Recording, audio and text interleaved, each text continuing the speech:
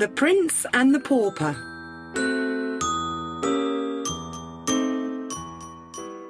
Hello, friends. I am Paula. I am going to tell you the story of The Prince and the Pauper. Listen. Once upon a time, there was a curious young prince who wanted to take a walk without an escort. Walking through a poor area of the city, he found a boy of his height who was exactly like him. The prince said to the pauper, "What a coincidence! We are like two peas in a pod."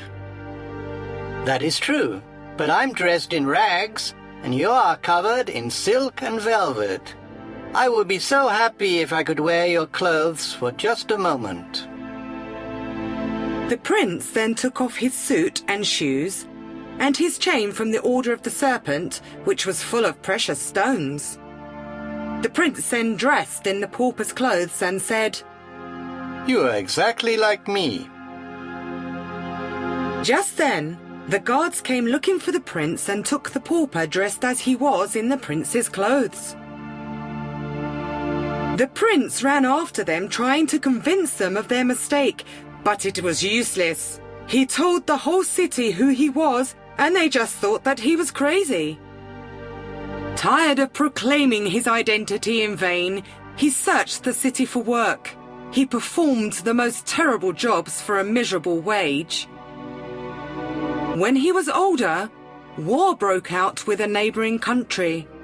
The prince, led by his love for his country, joined the army.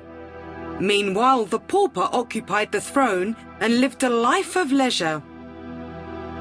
One day, in one of the hardest battles, the young soldier went looking for the general. With amazing audacity, he told him that he used his troops badly and that the king, with a great strategy, would have planned the battle differently. "How do you know that our beloved monarch would have done it like that?" "Because he taught me everything he knew. He was my father." That night, the old king died, and the pauper came to the throne. Full of resentment because of the misery he had experienced in his life and anxious for wealth, he began to oppress the people. Meanwhile, the true prince was a young soldier who, outside the gates of the palace, waited for the pauper imposter to recognize the deception. Disorientated, the general followed the advice of the soldier and defeated the enemy. He then went in search of the young man who was bathing a shoulder wound in the stream. On his neck were 3 red stripes.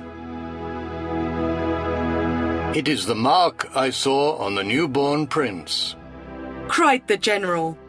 He understood then that the person who sat upon the throne was not the true king. He discovered the deception and put the crown on the head of its rightful owner.